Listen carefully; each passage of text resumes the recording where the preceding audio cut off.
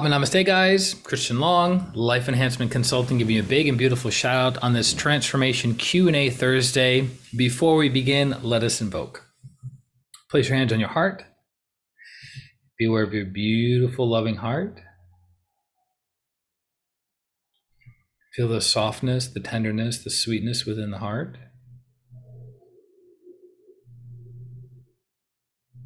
Be aware of the crown. Be aware of the center of the crown. Get a sense of your connection to God, the formlessness of God.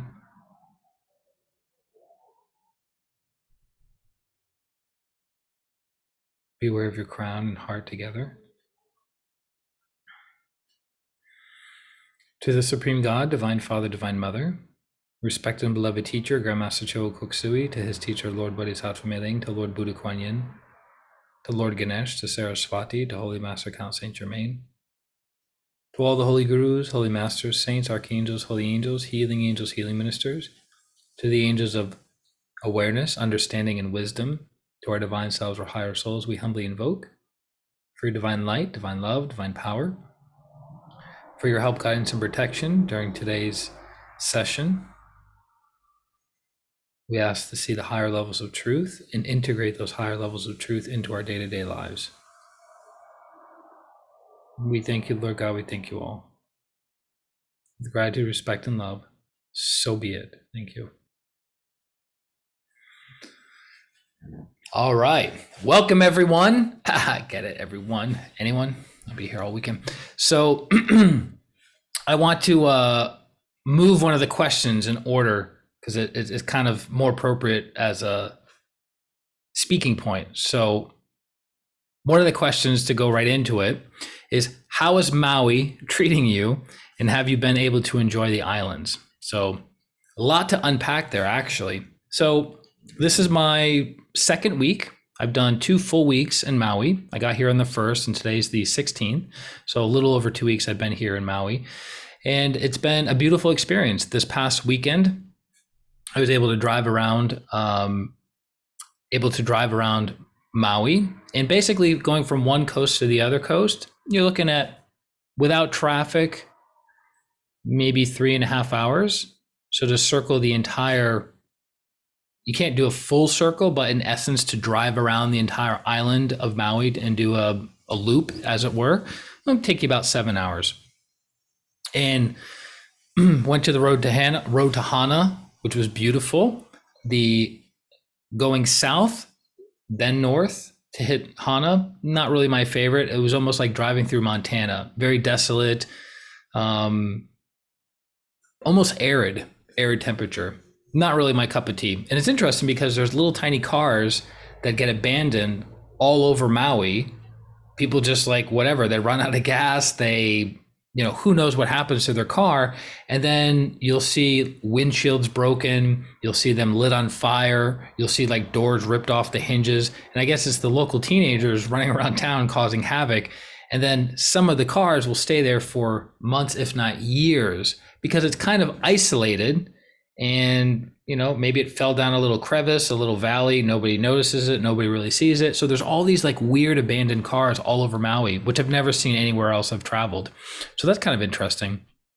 But the road to Hana was beautiful coming back. So when you're going from Hana to the northwest, really, really beautiful. The speed limit is about 25 miles an hour for about 30 miles.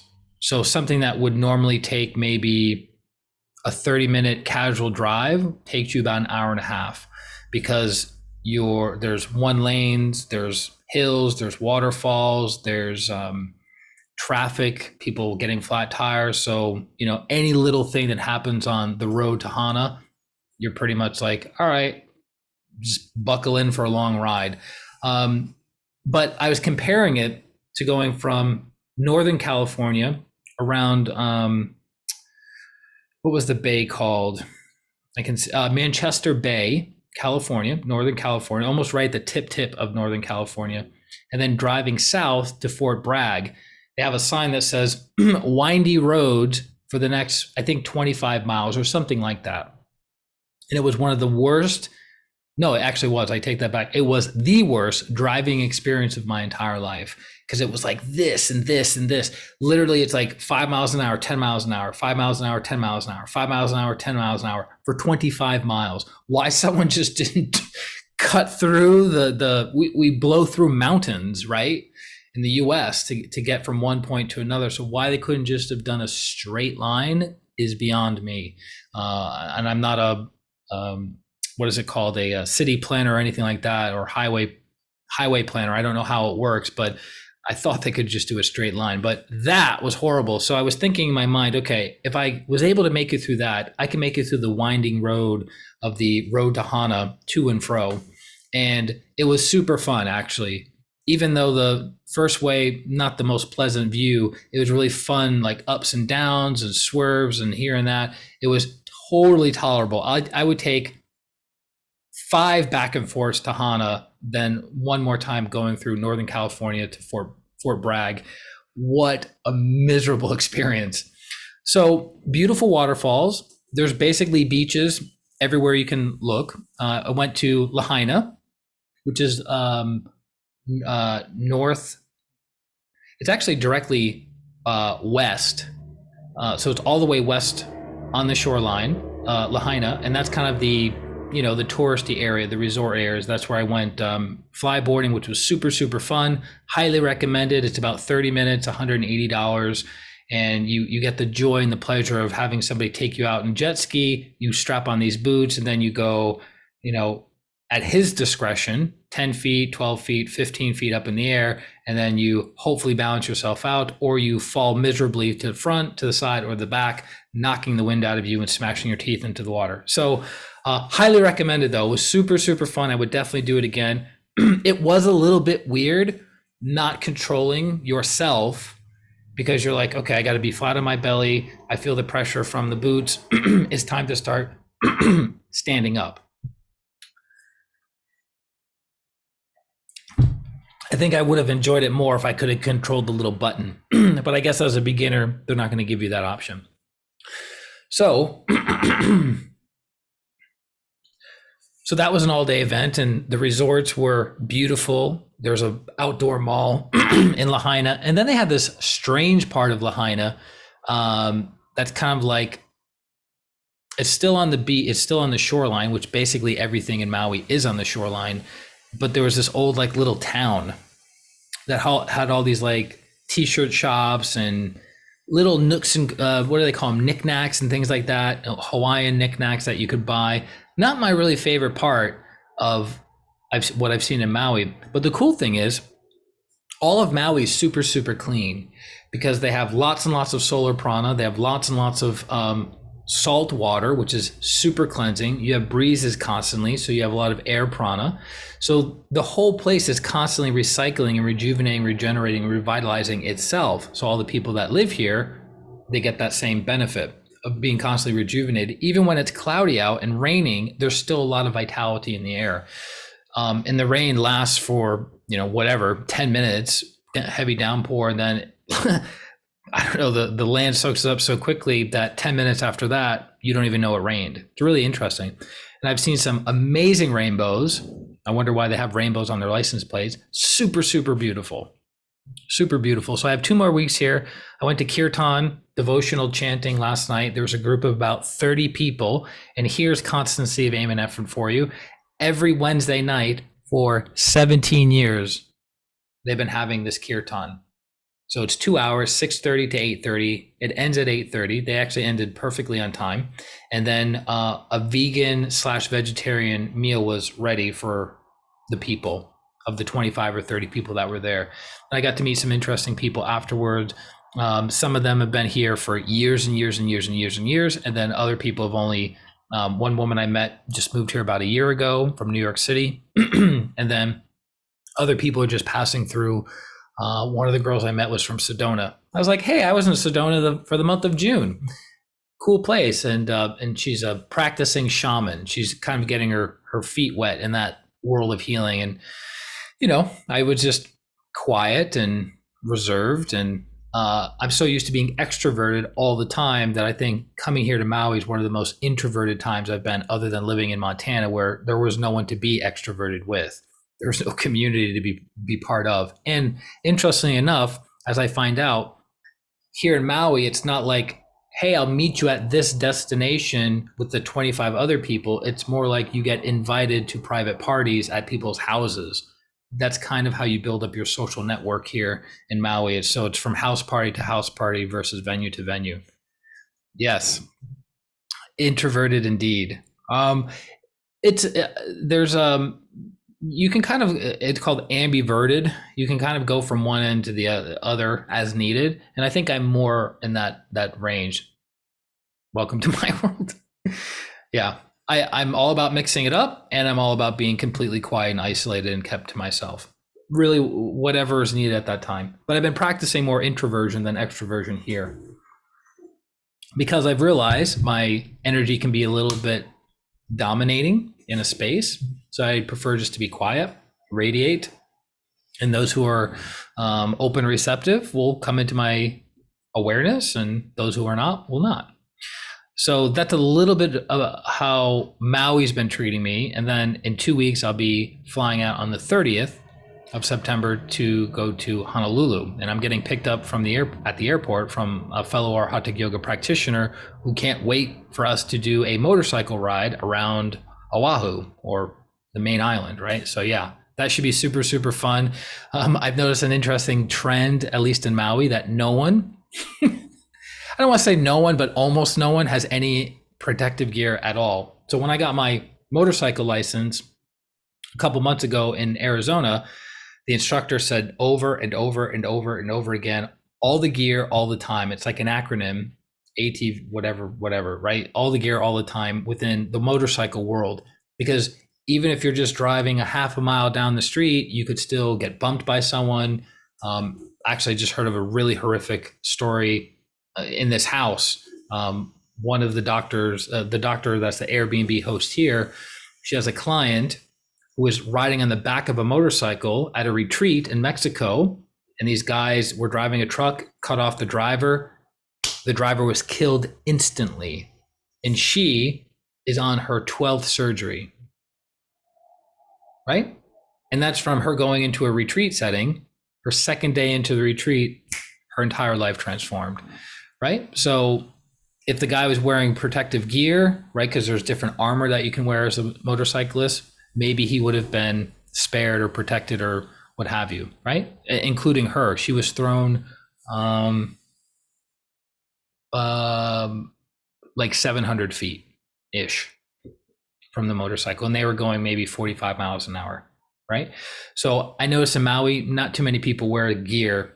It's going to be a little bit harder for me to get gear, because full gear for a motorcyclist is about $1,400, and I'm traveling and I don't have my own bike here. So it wouldn't make sense to buy $1,400 and then carry my gear around. So it's it's going to be a judgment call for sure. But with the blessings of God and the great ones, all will be well and be protected. And I'm not going to be going 95 miles an hour on a back road, right? So I'm looking forward to that. So far, Maui's been phenomenal. Looking forward to Honolulu, and then possibly, the beginning of the year, I'll make my decision on where I'm going to land. And it could very well be Maui. This could be where I base myself moving forward, because the energy is great. I feel like this place is home. I'm peaceful no matter what's happening, meeting with people, not meeting with people, going to the beach. Yeah. Going to the beach, not going to the beach. Like, no matter what's happening, I'm really relaxed, and I get really, really good sleep here, which improves my ability to heal, improves my ability to deepen my practice, rejuvenates my bodies faster. So, it's win, win, win, win, win. And it was really cool going to this place called, I'm not going to say it right, but that's okay. Walia. It's kind of in between where I am in Lahaina. So Lahaina is about an hour away. So Lahia is in the southwest portion of Maui, and that's a higher end resort area. So they have the Four Seasons there. They have the Renaissance. They have the Fairmont. So they have beautiful resorts there. It's very, very resorty, and they have all these like cool beaches, teeny tiny beaches, but many of them that you can just park your car and like, hey, I'm gonna get out and look at this beach and gonna work at this beach. And the cost in that area for like a 1 bedroom is like $1,900 a month, totally doable. But then they have other ones that are like for 1 bedroom, $3,500 a month, right?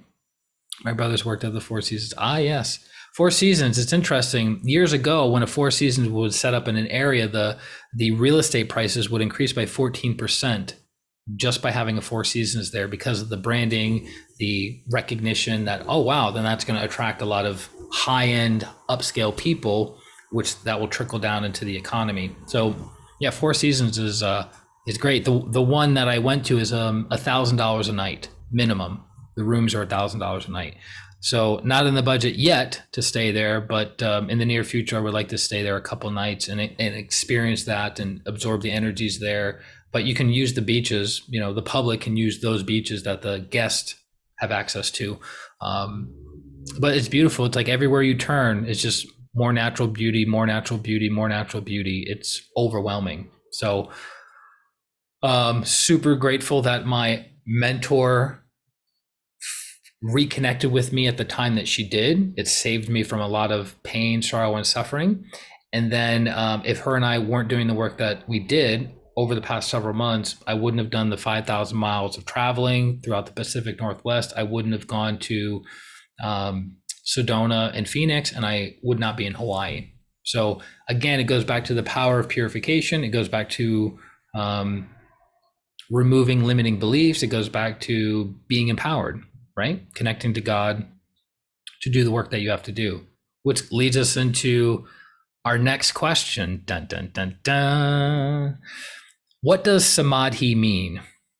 How come it's not talked about in Pranic Healing? How do you achieve Samadhi? So Samadhi means oneness, right? So every spiritual practice, every religion is pointing to oneness, pointing back to God.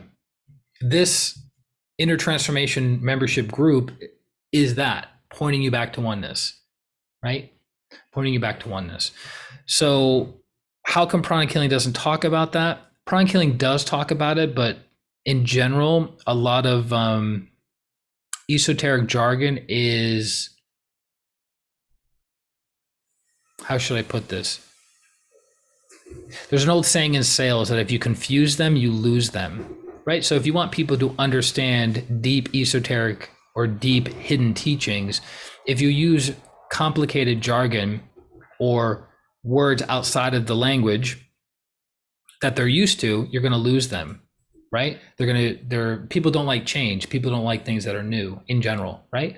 So when you start using words like Samadhi or different Sanskrit words like Santosha, right, which means contentment, you sometimes lose people. Or Sharanagati, which is a word we use in Pranic Healing, but it's only used at the higher levels of the school. You lose people. So Samadhi simply means oneness. And you have something known as Maha Samadhi, which means when a great soul is about to leave his or her body, they enter the great sleep. Maha means great. Samadhi is oneness, or the experience of oneness, no longer being bound by the physical body, but being completely liberated.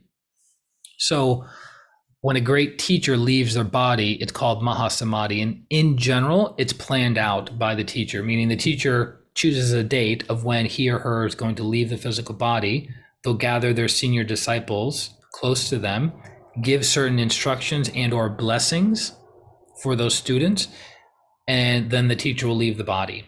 And it was interesting because when Master Choa left his body in March 19th of 2007 in the Philippines, shortly thereafter, one of the master pranic healers, who is known as the librarian for pranic healing, because he had to read all the books many, many times, and he was kind of given the responsibility of overseeing the care of these books. Some of them known to many, others are not. And he says when the teacher left his body, many of the things that he had read and studied for a number of years, 2 decades, became super clear. Because the teacher's influence was greater, because the teacher was no longer bound by the limitations of the physical, emotional, mental bodies. So energy was able to permeate instead of having the restriction. Because in some way, shape, or form, you can look at being in a physical body as like being in hell, because you're limited. So when the body dies, the soul is liberated.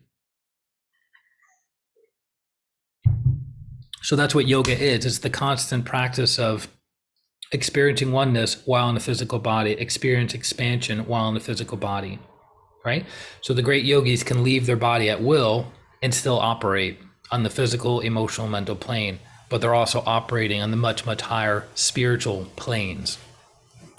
So it's not talked about a lot in pranic healing because it can be confusing to people. How do you achieve samadhi? Well, one technique that we practice in the Twin Hearts meditation, and most all meditations, is meditating on the gap.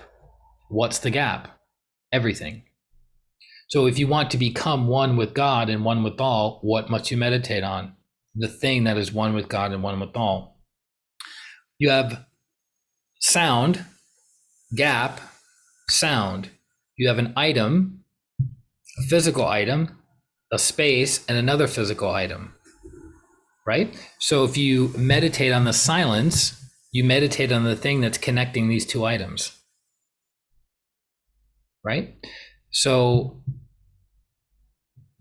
in one of the instructor trainings that Master Ko recently did, he was talking about science has discovered that there is no such thing as atoms or particles. There are only waves. And what creates a substance of nucleus, protons, electrons is the consciousness of the universe focusing itself at certain points. So there's nothing but waves of different frequencies. And then through the intelligence aspect, this is getting heavy, I know, the intelligence aspect, you're able to create, materialize, manifest something. So there is no such thing as atoms per se. It's just through condensing wavelengths. It's really quite fascinating. So the way you achieve oneness is by focusing on oneness, which is focusing on all. So we have the Om space, Om space, Om space. If you can be aware of the space or the gap, you enter your consciousness in there and it expands exponentially faster than the speed of light. What binds us are the impurities of the bodies, the impurities of your thoughts, the impurities of your emotions, the impurities of your physical body, right? Those are the anchors that keep us from going higher and higher and higher.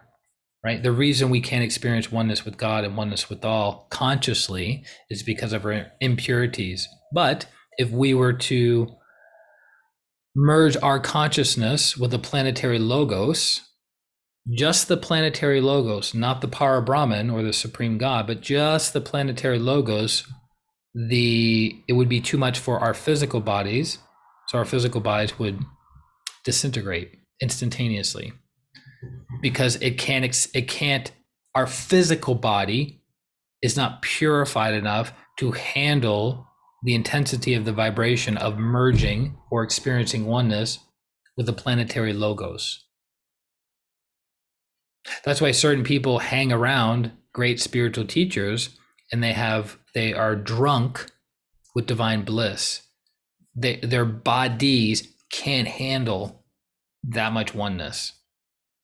I remember there's a meditation we had at one of the Arhatic yoga retreats a couple of years ago in Bovina, New York, and we were practicing, as I would consider it, one of the weaker meditations, which is dealing with awareness, right? This particular meditation deals with awareness.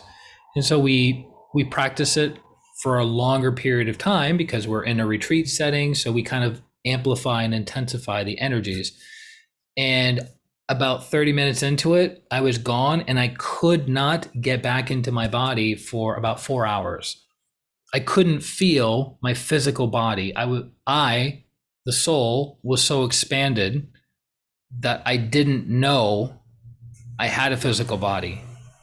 That's not a common experience of mine, but that's just to give you an example of I was experiencing expansion and oneness, expansion and oneness, expansion and oneness, expansion and oneness.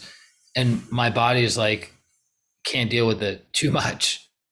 So it took 4 hours to come back, to be grounded, to be integrated. That's why one of the great teachers of the I Am, Ramana Maharishi, had his experience of illumination or Samadhi at 16 years old. And it took him about 3 years to literally be integrated back into his physical body. That's why people had to feed him. They had to take care of him. He had insects and small animals eating his flesh, and he wasn't even aware of it. Because he's like, I am that I am. I'm one with God. I'm one with all. This is irrelevant. This thing is irrelevant. And he wished he would have taken greater care of his body as he was older, because the body started to suffer a lot of physical pains. Even though people performed surgery on him with no anesthesia for cancer, right? The body was working out physical karma, but because he's the I Am, but it still makes it rather difficult if you have, a shortened leg or something like that to walk normally, no matter how spiritually developed you are.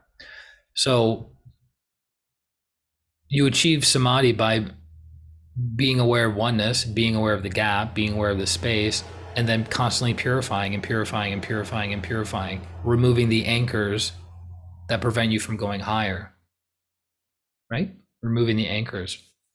So if you live a life of vice, you're anchored. If you live a life of virtue, you're strengthened and able to go higher.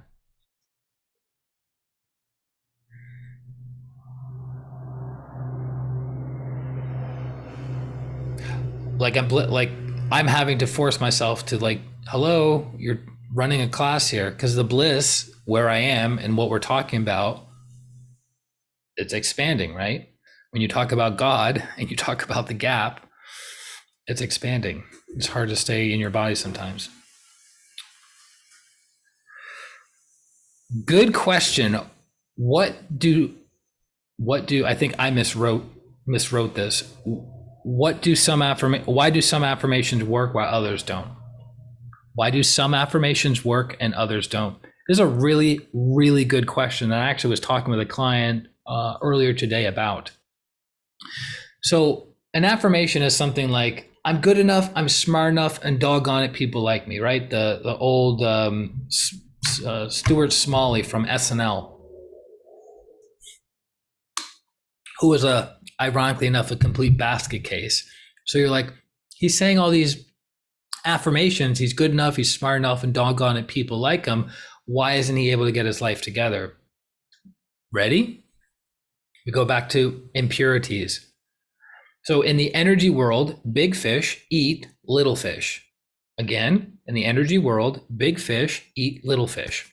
So if you've spent 5 years, 10 years, 15 years, 20 years, 30 years building up thought forms and stuffing them with negative emotions that you're not good enough, you're not good in business, you're not good at exercise, you're not good in relationships, whatever, that has a lot of what? Magnetic pull to attract like energies. Like energies attract like energies, opposite energies repel, right? Love really doesn't repel anger. It actually transmutes, which makes it even more powerful. That's a side note. So if you've had 20, 30, 40 years of creating negative thought forms about yourself, about others, about the world at large, and then you're like, all of a sudden you go, today's the day. I'm going to create affirmations that I am smart enough and doggone it, people like me, right? you're having to do the Herculean effort of overcoming gigantic thought forms that are contrary to the new belief that you want to instill. So what is a belief? Nothing more than a thought form that's been repeated over and over and over again and energized, right? Until it comes to a point that we believe we are that, right? So how many people have heard, I'm a shy person? No, you're not. You had an experience in your life that gave you feedback and you're like, oh, I am that. And then what did you do? Took it as an identity, stuffed it with lots and lots of emotion, which did what? Pulled in people and circumstances to validate that energy within inside of you. Same thing with money. I've never earned more than this amount per year. Right. Because you have a certain viewpoint about how much you can earn, how much you're worth per hour, per month, per year, right? And then that's what you continue to magnetize into your life. So when opportunities come and present themselves, you either, it goes right over your head, you don't acknowledge the opportunity, right? Or you take the opportunity, you sabotage it, so you maintain that income, right? And T. Harv Eckert, he calls it your financial thermostat, right? You know, a thermostat, you set it at a certain level. If the temperature goes up, nothing happens. If it depends on if you got it on hot or cold, but it maintains a certain temperature no matter what's happening. So we have financial thermostats, we have relationship thermostats, we have all kinds of thermostats that keep us locked into a certain way of being, right? So that's why affirmations typically don't work. Typically don't work because you have 1,000 thought forms that you're no good. And then you create 5 or 6 thought forms that you're good enough.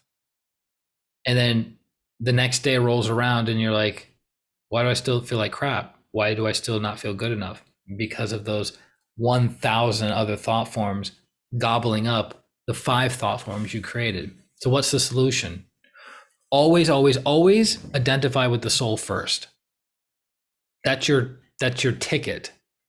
Because when you identify with I'm not good enough, you become that, right? But if you identify I am love, I am light, I am power, I am the soul, your energy expands, the higher soul's influence comes into your life, and then it controls the situation.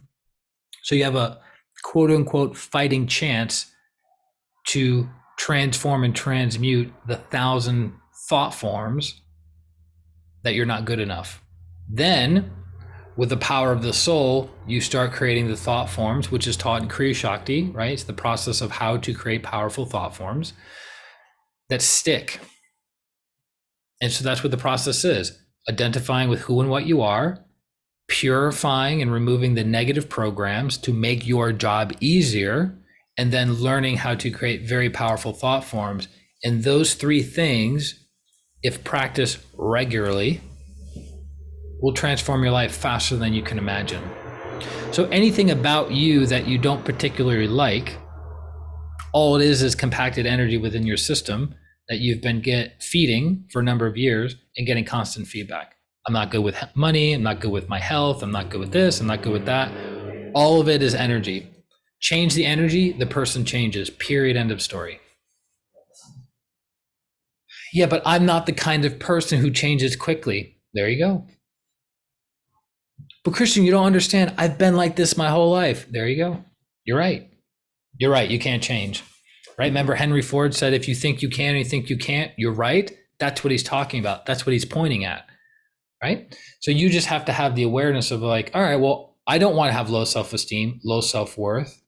I don't. Like, that doesn't serve me. Okay. So I have awareness that I have it. Let's remove it, right? Through the different tools we're taught in Pranic Healing or Arhatic yoga. You can hire a healer, right? And then you start creating good thought forms, and then you move your life forward. It sounds simple, and it is.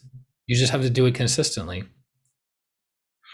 I've done practices within Pranic Healing for 2 months, right? And it's transformed my entire life. Like literally who I am as a human being is fundamentally different because I practice those things. And that's 2 months. But how many people suffer with a problem for months, years, decades, right? Because they feel disempowered. They throw up their hands. I can't overcome this. Well, let's see. How overweight is your body? Oh, it's overweight by 25 pounds. That person lost 350 pounds. How are they able to lose 350 pounds being overweight their entire incarnation? And you say you can't lose 25 pounds. Why is that? It's obvious that their genetics are worse than yours, right? What's the factor? The factor is they removed the limiting beliefs, they built up good, empowering beliefs, and then they move their entire life in that direction. Ta-da! But see, that would require the person to take responsibility for their life. Master Cho says you can tell how advanced the soul is by how the maturity of a soul, by how much it takes responsibility for its own life. So a young soul points the finger at everyone else, blames everyone else. An advanced soul says, I am that I am. I am light, I am love, I am power. I'm going to change this. I'm empowered to change this. And they change it, right? That alone is worth the price of admission. You're welcome. Okay, next question. But that's primarily why affirmations don't work. The old stuff is very, very big and calcified. Oh, the other thing I want to add to that, because I was looking at it earlier, the other thing I want to add to that is another reason, and this is covered in the Law of Attraction by Abraham Hicks, and I experimented with this a lot in 2017 with good results, is for most people, the jump is too big to go from low vibration to high vibration, right? So they go, okay, I want to earn $1 million. Great. What did you make last year? I made $50,000. Okay. What's your plan to make $1 million? Oh, I don't have one. Okay. So you see the problem. So the jump is too big in the person's belief system to go from $50,000 one year to $1 million next year. Just like a depressed person can't jump from being super depressed to elated about life in one jump, right? So there's a stepping up process. So the same thing with affirmations. You're like, I'm a millionaire. No, you're not. I'm a millionaire. No, you're not. I'm a millionaire. No, you're not. So your inner dialogue is squeezing and crushing the new affirmation because of doubt. But if you said, I'm earning more money this year than last year, it doesn't awaken the program within you to go, no, you're not, right? So let's say you're earning $50,000 a year and you go, you know what? I think I could earn $75,000 a year because I'm taking on that extra job. I'm taking on that promotion. I'm taking on this responsibility. I'm, starting a business, and from previous experience, I know it'll make this, this, and this, right? So the belief is there. It's so weird. I was actually talking to a client about this 2 days ago. The belief is there, right? So it's a gradual stepping stone. So then you're like, I can earn $75,000 by the end of this year. So there's no programs within you being triggered to doubt and to weaken your thought form, right? And then guess what happens? You start building momentum in the inner world. Then you start bringing in 75 and you're like, I just brought in 75. I wonder if I could do 125. No resistance, no doubt. So you start moving in that direction. And then after 3 or 4 years, you're making $1 million a year. Ta-da! So it was a gradual thing. But if you just go from 0 to 100, all the doubt, the unworthiness, the low self-esteem is going to be awakened within you to go, that's not how it's going to be. You're going to stay right where you are. So that's another thing that you have to be aware of when you do affirmations. People go way too high, way too fast. They don't stone it up. Doesn't mean being a millionaire is not something important to you or finding the love of your life. But for instance, the thought form could be, I'm going to find my soulmate. No, you're not. So how can you reframe it so a part of you can connect to the energy and move in that direction. So it could be something like, I'm going to have a beautiful dinner with somebody, or I'm going to connect with a friendly person, or I'm going to have a nice conversation at the grocery store. See, no resistance comes up, no programs are being triggered. And then what happens is it starts changing your beliefs, because then you have that nice interaction and then you go, what if? So you go a little bit higher and then you get there. What if this happens? And you go a little bit, right? So is it true? Can some people go from 0 to 100? Like a person goes, I'm making $50,000 this year, and next year I'm going to make $1 million. Is it possible? Yes. What is it dependent upon? The karma of the person, the vehicle that they're choosing to do that thing in, because that's very important, right? Somebody like, I'm going to make $1 million in cassette tape, the cassette tape business. A little bit harder, right? A little bit harder. So it's the vehicle you're choosing in this example of money. And then their belief around it. Super, super important. So if they believe in their heart of hearts that they're willing to do anything and everything necessary to make it happen, then that person could go from $50,000 in 1 year to $1 million the next year, as long as they don't have doubt and they have a strong program that they can make it happen. But if you have doubt, you need to erase the doubt, remove the doubt from your system, and then you need to find something that is more doable and believable within your system. Because then you have other people who are making $900,000 a year, and for them to make an extra $100,000 a year, they may say, it's not possible. I'm already working 90 hours a week. I can't make another 100,000. But you're like, but you're right there. It's just less than 10%. Come on, get your act together, right? But the belief isn't there. So if the person has a really strong belief, yeah, they can make it happen. I was reading about a guy who didn't earn, I don't think he earned more than $50,000 in a year. He was in his late 20s and been a hustler, but he just couldn't, the rubber couldn't meet the road. And then he met a mentor, and the mentor helped him and did what? Gave him belief in himself, gave him the mindset, gave him the psychology. And within 10 months, he made $1 million in 1 year, doing a legitimate business. It wasn't some get rich quick or some squirrely thing. It was a legitimate business, right? The power of a teacher, the power of a mentor, the power of a guru, right? So that strengthened his belief in himself and his abilities. So find somebody that can be your cheerleader all day long. Inundate yourself with what you want. When doing a healing on a fresh wound, when do you switch from the new wound protocol to the old wound protocol? Good question. So a fresh wound is when there's bleeding. That's it. So somebody cuts themselves, fresh wound protocol right then and there. Usually within 30 minutes, it becomes an old wound. So then you do the old wound protocol. The fresh wound is to stop the bleeding. That's the purpose. Stop the bleeding and prevent scarring. That's the other purpose of doing the fresh wound protocol. There is a pranic healer instructor in California that, as an experiment, there would be an MD in the room. They would have a sterilized knife, and then there would always be a volunteer. Who wants to volunteer? I would leave the room immediately. I'm kind of glad I didn't see that as my first pranic healing intro, because I probably wouldn't be in pranic healing.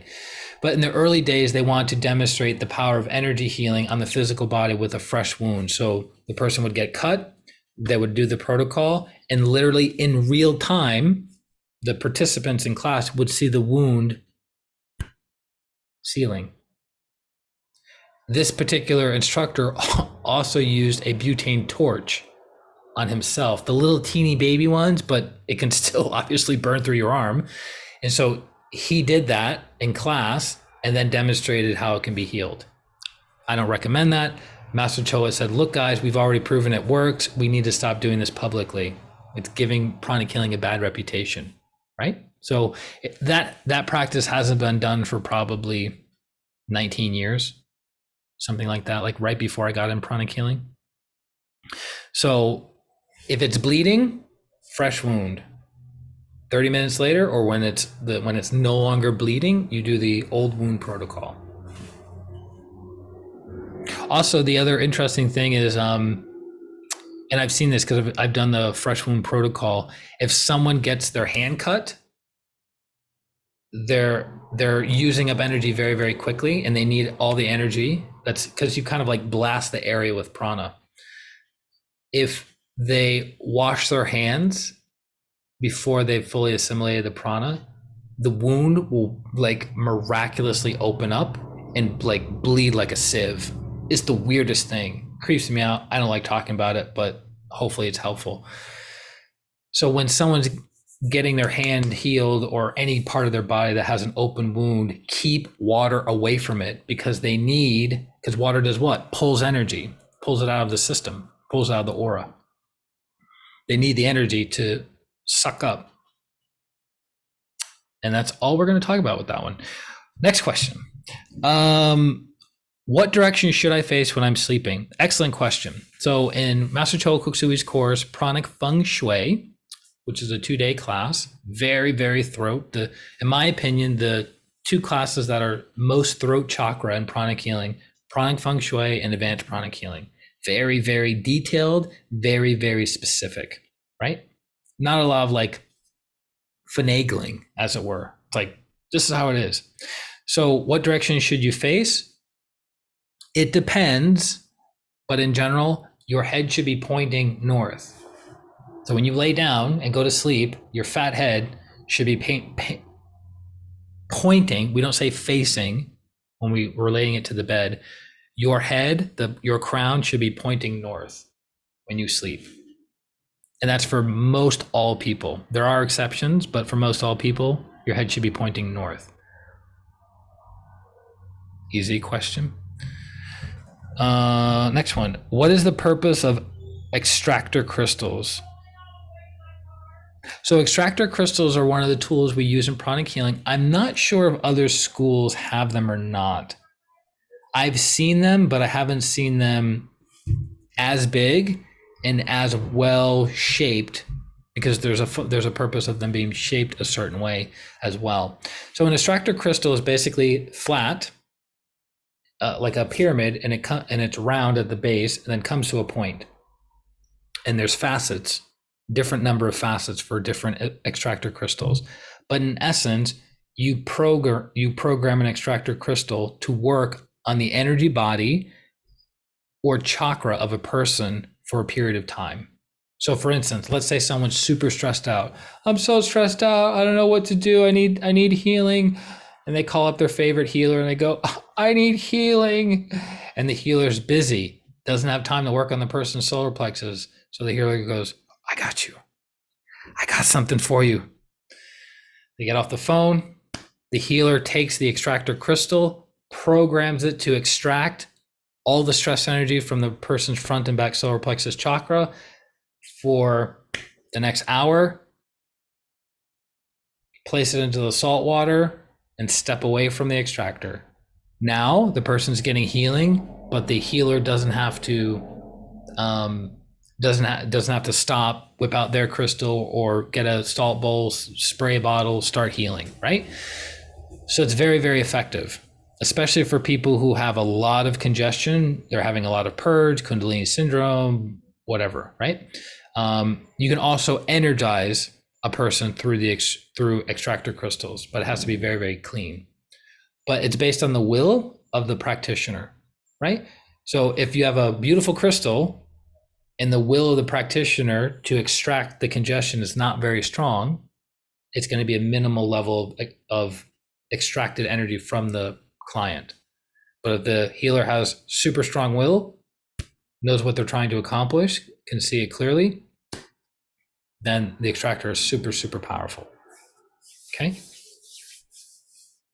Which, as a funny story, connecting it to extractors and connecting it to Maui, and because this is a semi-private group, I can share this. I'd probably get in trouble otherwise. But here we are. So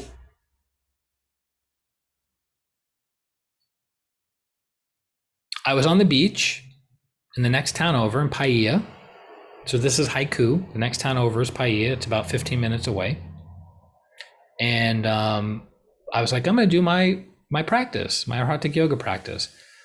So I'm doing it, doing the exercises, doing the breathing, did Twin Hearts meditation, feeling super good, super expanded. Everything is amazing. So I start walking off the beach. I'm looking at my phone, as I'm always looking at my phone. And then all of a sudden I hit something. I hit something hard. And I had excruciating pain radiating throughout my entire body. That lasted about 5 minutes. And then the swelling and the pain lasted about 2.5 days. Not unbearable, but I was like, oh, you ever hit yourself so hard? You're like, I think I'm going to pass out. One of those moments. And I was like, all right. Everything should be fine. Let me just do a quick check. And I'm like, oh, no, okay. And then I look at my fingers, blood. I was like, are you kidding me? Really? I just finished Twin Hearts, just finished doing service. Really? This is what happens? So I told my mentor, and she goes, very good. I go, what are you talking about? Very good. She goes, you got a Shakti pot. I was like, really? Shakti pot. For those of you not in the know, right? We talk about jargon within the world of energy. This is a Sanskrit term. So Shaktipat basically means a spiritual empowerment, right? Spiritual empowerment upgrades the vehicles, more soul energies coming down into the vehicles, right? So I got a Shaktipat from the beings of Hawaii. Super grateful. I wish they would have done it a little less painfully. Super grateful. But what's really fascinating is through the principle of oneness, the being of the mountain of Maui sent a signal. I hope I don't get in trouble for this. Sent a signal through the plant life, through the environment, right to the point, because there's no other place that I could have banged my head in any way, shape, or form. It was that specific spot, which I, weirdly enough, was guided to walk towards because I was on my phone. So perfect ingredients. He's distracted. He doesn't know where he's walking right now. Let's get him. Let's give him a spiritual blessing. And then, so the blessing from God, the great teachers, the great ones, through the being of Maui, through the mountains, going down the hierarchy of energies, right? Transformers, right at that point, boop, and right in the center of my crown, right after powerful meditation. So I'm super open, right? Because you're always open after you do your practice. So I'm super open, super energized. And they're like, let's give them a little bit more. Bam. And my head was like radiating lots of stuff, pain and light, all at the same time. How does this connect to extractors? So I contacted my mentor and I was like, I've been doing healing. It's still hurting. Can you help out? And she goes, yeah. She goes, I'll program a crystal. Because she was busy. So she programmed a crystal to do what? Extract the congested energy in my head. And then 30 minutes went by, pain subsided, wasn't completely gone. And then the next day I had a bulge, ridiculous. If she didn't do healing, I can't imagine what would have happened. A bulge in my head, like a little crown chakra on my crown. So I'm super grateful. I hope they know this. They know this. I'm super grateful. I'm not complaining. I'm just saying the great teachers will always find a way to empower certain people for certain purposes, right? So I'm grateful. I'm honored. I'm not sharing this to brag. I'm sharing this as a illustration, right? Of how the energy world can influence the physical world for spiritual purposes. It's more of what I'm saying. But she used the extractor crystal for, I think, the whole time about 5 hours. So she programmed it, put it in the salt bowl, and it just kept pulling congestion off my crown for a period of hours. which was very, very helpful. Could not imagine if healing was not done.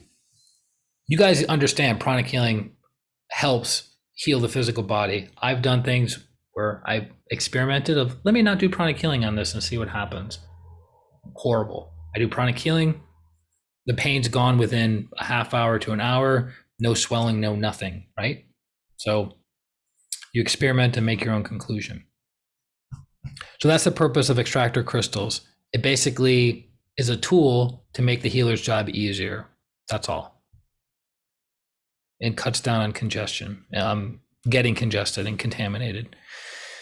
Next one. What is an addiction energetically? So pranic healing defines an addiction as an unwholesome, excessive, unregulated desire. That's an addiction. Excessive, unwholesome, unregulated desire. So there's nothing wrong with desiring a good life, but is it unwholesome? Is it excessive? Is it unregulated? There's nothing wrong with wanting to have great sexual interactions with people you know, hopefully people you know, your intimate partner, your husband, your wife, your boyfriend, your girlfriend, nothing wrong with it. But is it excessive, unwholesome, unregulated? There's nothing wrong with wanting to have a beautiful house, a beautiful car, to take beautiful vacations. But is it excessive, unwholesome, unregulated? Right? I travel all the time to go to Vegas and Brazil to gamble away my life savings and to sleep with prostitutes. Okay, so nothing wrong with the desire to travel, but is it excessive, unwholesome, and unregulated? And also, it's connected to the individual when it comes to excessive. What's excessive to one person might not be excessive to another person. So that is more about awareness of moderation and non-excessiveness with the individual. Some people function fine on 6 hours of sleep. Some people function fine on 9 hours of sleep, right? So it's connected. What's excessive for one might not be excessive for another. And also that changes as you age, different life circumstances, right? It's like having a kid and you're like, well, I was used to getting 8 hours of sleep. Now I get 3 hours of sleep. So I got to get rid of my kid, right? It's not how it works. You're not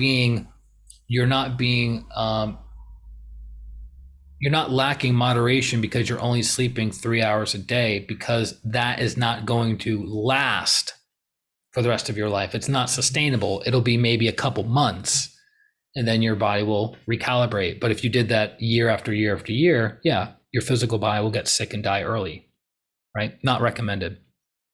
So that's what addiction is energetically. It's an excessive, unregulated, unwholesome desire. Desire is in the solar plexus. It's called the seat. The solar plexus is referred to as the seat of desire. So there's nothing wrong with self-interest, wanting a good life, right? Nothing wrong. As Master would say, what was it? Something like, I'm paraphrasing, but something like an unhappy disciple is not a good disciple, right? So if the disciple has desires for certain things, desire for a partner, desire to travel, desire for a nice car, desire for a promotion in their career, a desire to start another business, right? If the disciple can get that desire fulfilled in a wholesome way that adds value to society, get after it. The desire to spiritually evolve, to personally develop, to become illuminated. Nothing wrong with that desire. But if that desire becomes unregulated, unwholesome, and excessive, then it's a problem. Meaning you have family responsibilities and obligations, but you have a desire to become illuminated, but you say, screw you, family obligations, right? Then that's a problem. Then that's a what? An addiction. No, you Christian, you don't understand. I'm here to evolve. You're karmically responsible for your family. Like it or not, your higher soul signed up for it, which is part of your evolution, part of your growth. I know many people that want to shirk their responsibilities. I was like that my first maybe 7-8 years on the path. I was like, I just want to evolve. I just want to develop. Hello, idiot. You having your kid, taking care of your kid is evolving and growing and developing. Hello?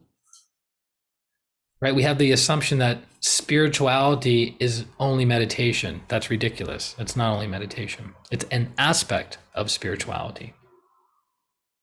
So that's an addiction. Stay away from them. Get healings, because addictions will destroy your life and or kill you or other people. So addictions need to be treated, and they require they consume a tremendous amount of energy, and they require a tremendous amount of energy to heal. So it's double on that. So definitely, if there is drug addiction, get healed. Sex addiction, get healed. Food addiction, get healed. Gambling addiction, get healed. Work addiction, Master talked about this. Work addiction, get healed. Every addict lacks moderation and not excessiveness. That's the virtue they're not practicing. Now, can you be moderate and not excessive with meth? Not really. Next question. Why do some people materialize things easily with no effort while others struggle to materialize the smallest things? Well, there are many, many factors that determine whether something materializes or not, but the simple answer is karma. The person who materializes things easier has lots of good karma in their karmic bank account. So they're withdrawing. Every time a good thing happens, they're withdrawing from that account. Right? Every time a good thing happens. There are other people that try to materialize things and nothing's clicking. Two ways of looking at it. There are more ways, but two major ways. One, they're karmically bankrupt. They don't have anything in their account. They're trying to pay off debts in the real world in real time, and they have nothing to withdraw from. Right? It's like you have a rent payment or mortgage payment coming up that's $1,000, and you only have $300 in your account. How are you going to pay it? You're karmically bankrupt. Tithing, service, and learning your lesson.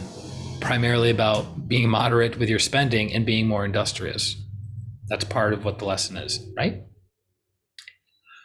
And being generous. Because as you're generous, generosity flows through you. So that's one of the reasons, is that they're karmically bankrupt. The other reason is it's not in alignment with their life. Took me a super long time to realize that. And as I look at my life and the lives of my clients and other disciples, it makes more sense. We have a desire for X, but that desire is going to get us off our path and lead us down the path of suffering.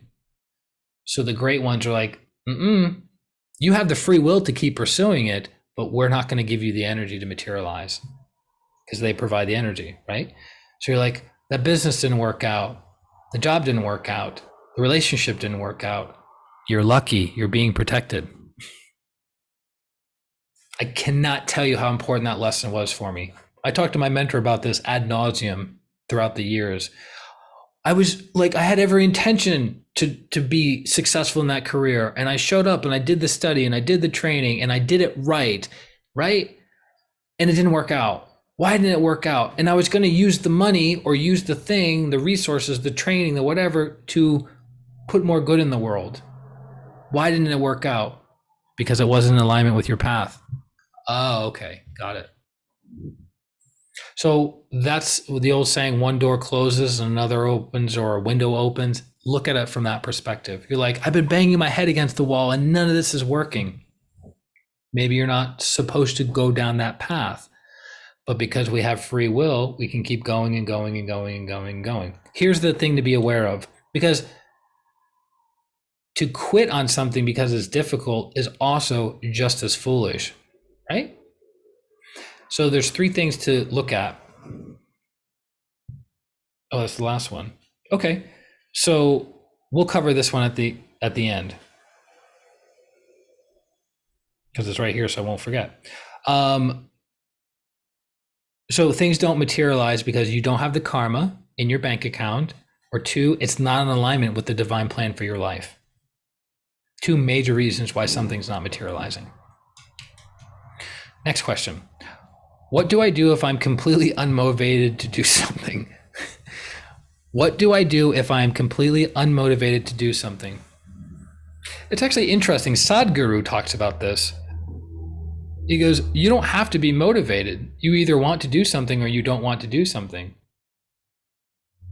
I can't get motivated to go to the gym. Well, you don't want to go to the gym then. I can't get motivated to get on my new diet. Yeah, then you don't want to be on your new diet. Right? It's a very pragmatic way of looking at it, in the sense of like, yeah, you're not motivated to do it. You don't see the bigger picture. So energetically speaking, from the chakra perspective, the ajna deals with aim. When the ajna has clarity, there's certainty, which leads the basic chakra to become activated, which is the chakra of what? Dynamic activity.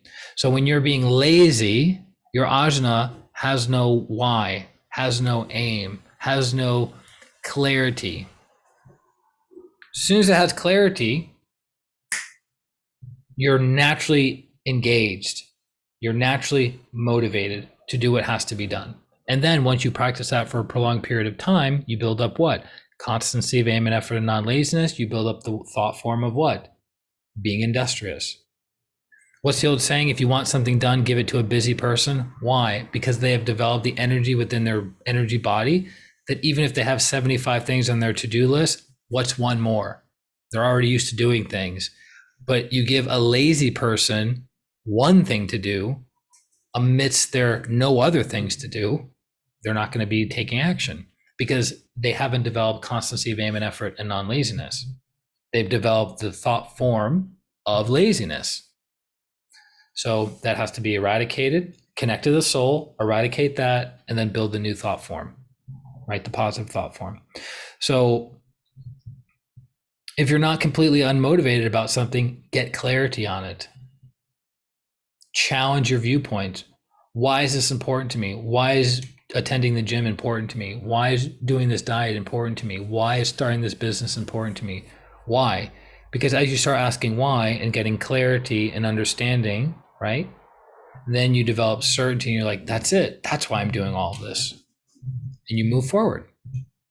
Think about it. The basic chakra is sitting and waiting for you to guide it. It's like, hey, I'm ready to take physical action. Who do we have to call? What appointments do we have to go to? Who do we have to interview? Where do we have to drive to? What do I have to do? And if your eyes are like, I don't know, then the basic's like, all right, well, I'm ready when you're ready. Right? If your house was burning down, would you be like, I'm unmotivated to leave? No, you're like, well, house is burning down. There's the exit. There's the aim. Let's get our ass up and move forward. Right? So when people are unmotivated, it's lack of clarity accompanied with lack of will. But if you get clear, really, really clear on something, you'll have the necessary to take the action. Whereas Master Cho would say, use the energetic approach. Remove all laziness from your system, energize the person with industriousness, have them take a little bit of action to start moving the energy, and then they're off to the races. And the last question, oh no, we have two questions. We have a bonus question. Ooh. So next question, how do I make the best decision for my life? This is a really, really good question. And we could probably create an entire series on this, but I'll leave it simply with what one of the masters said at a retreat a couple years ago in California. How do I make the best decision for my life? By looking at three different things. Number one, what does the mind say? Number two, what does the heart say? Number three, what does the energy say? And from the data of those three data points, then you make your decision. Will it be perfect? Probably not. Will it be way better than not doing this process? Yes. Okay. So for instance, what does the mind say? This is the longest way, by the way. What does the mind say is the longest way? It's the pros and cons, the balance sheet. Left side, right side. All the benefits of doing this, all the benefits of not doing this. All the benefits of not doing this, and all the benefits of and the benefits of not doing this thing. So you're looking at 4 different areas, right? 4 different perspectives. And that's going to take the longest to do. So you're using the throat chakra and the Ajna chakra. Then, what does the heart say? Oops. This should be good. What does the heart say? Easy, right? What does the heart say? That's the fastest answer. So an ex of mine, we were no longer dating, but we were friends, and she was looking to date this new guy. And she goes, I don't know about this guy. And I asked her point blank. And I did this with, I think, 2 people she was dating, not at the same time, but over a period of a few months. And I said, is he the one for you? No. Okay, a few months goes by. Come to find out, he wasn't. A few months comes by. She talks to me about this other guy. I can see she's in this program of illusion. I said, is he the one for you? Like I said, beware of your heart. And I'll ask the question, is he the one for you? No. Come to find out, he wasn't.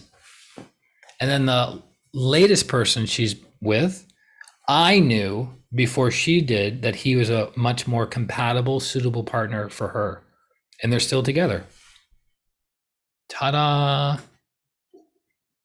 So the heart knows almost instantaneously. If you listen, it'll tell you. So should I take that job? Yes or no? Listen. Should I move there? Yes or no? Listen. Should I be in that relationship? Yes or no? Listen. Should I get out of that relationship? Yes or no? Listen. And your heart will tell you, bam. And then what does the energy say? What does the energy say? I just want to check something.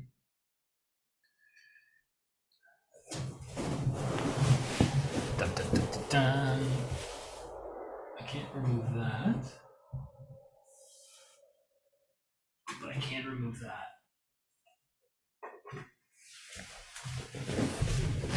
Oh no, I'm in the dark.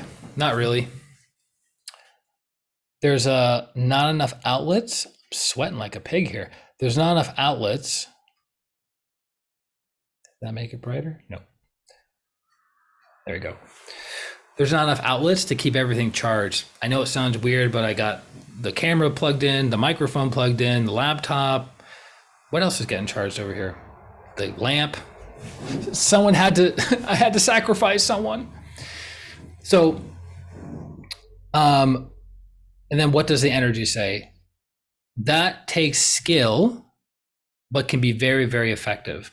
So for instance, I always say I'm helping clients develop this ability because I think it's invaluable. So we have something called scanning, right? In Pranic Healing. So you can scan with your hands, you can scan energy. So when you are in alignment with your purpose and your plan, your energy expands. When you're out of alignment, your energy contracts. So I'm teaching people to scan their energy in a certain situation. Okay, you took the job or you scan your energy normally. Now imagine you're doing that job. Scan your energy. What changes? Okay. Now imagine you normalize. You don't take the job. Scan your energy. You take a different job. Scan your energy. You move here. You're in this relationship, not in this relationship. You take this career path, whatever. You move there. You sell the house. You don't sell. All these different things. Is it expanding or contracting your energy? That's a very simple way of looking at it. So that's clairsentience. Then you have clairvoyance, which is much more complicated and harder to do. But that's another tool that you can use, looking at the energy of something, right? So another way you can scan is just through your own awareness. So if I say, okay, imagine you're doing that job, be aware. Do you expand or do you contract? Do you feel your heart? Then you can get more specific. Do you feel your heart expanding or your solar plexus expanding? Do you feel your basic chakra expanding or shrinking? Those are for people that are more sensitive, so you can get even more detailed. But at the end of the day, if your spiritual cord expands doing something, that's in alignment with your divine purpose, right?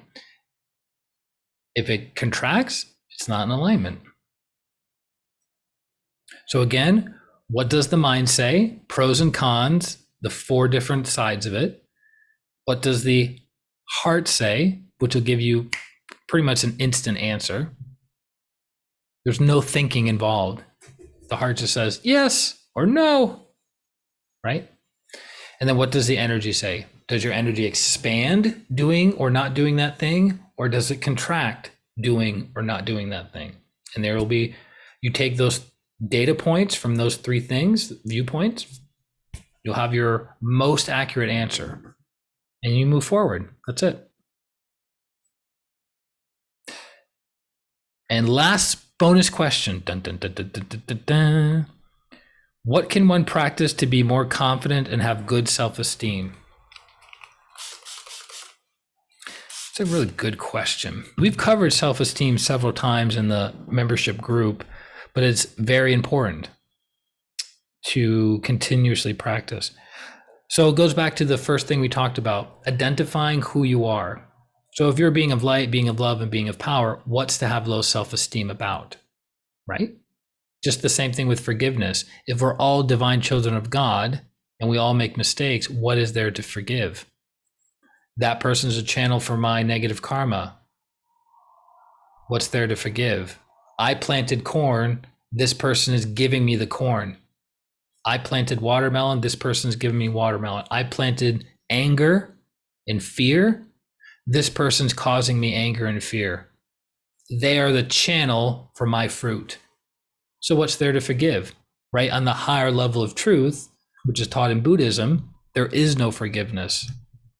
There's only oneness. In Christianity, because it's talking on the lower level of truth, there's forgiveness, which starts you towards the path of gratitude, then compassion. So the first thing is noticing who and what you are. I'm the soul. I'm a divine child of God. I'm a being of light, love, and power. What can one practice to be more confident and have good self-esteem?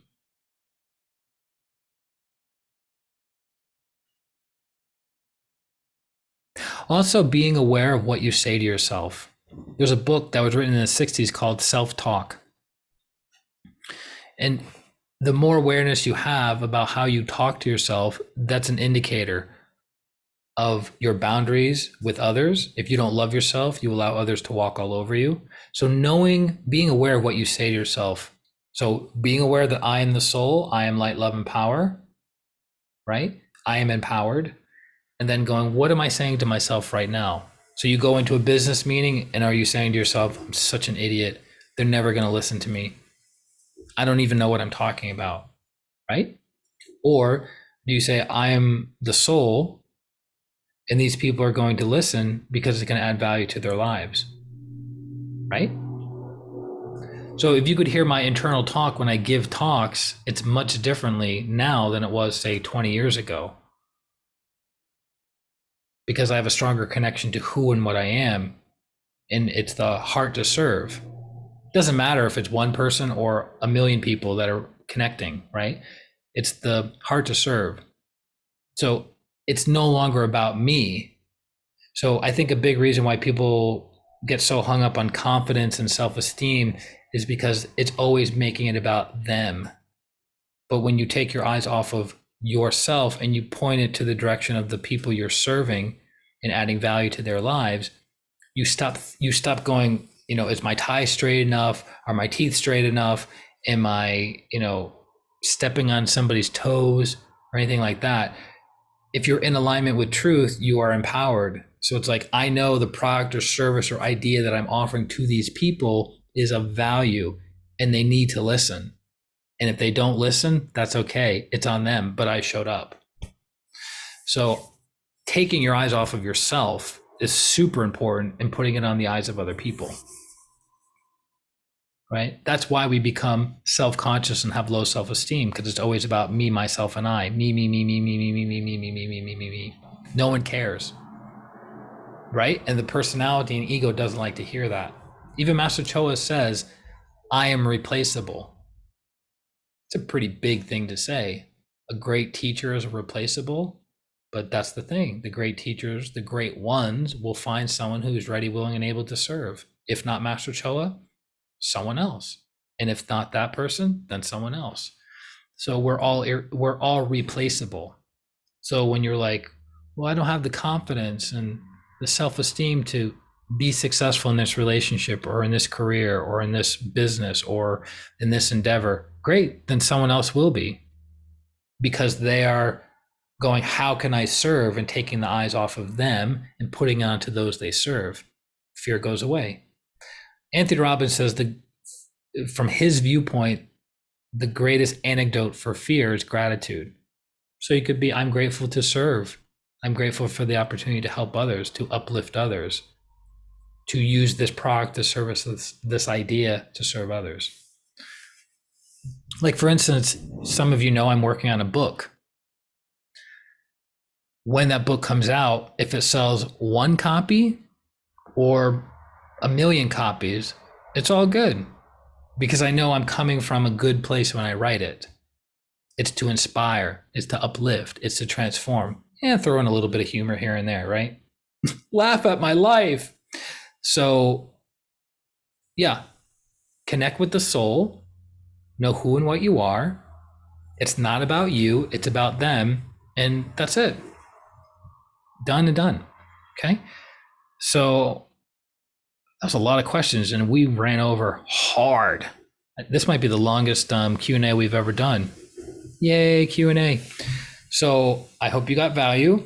I hope this transforms your life and inspires you. What does inspiration mean? To breathe life into. What is breath? Prana, energy. So it means to breathe energy into another human being. That's why inspirational speakers are paid tens of millions of dollars a year, because they're breathing life, breathing prana into people, and it's worth it to them. Some of them lack the practical follow through after the inspirational talk, but that's a topic for another day. So let us close. Be aware of your heart. Be aware of your crown. Come back to your body. Be aware of your heart and your crown together. I'm here. I'm trying to be here. Be aware of your heart and your crown together.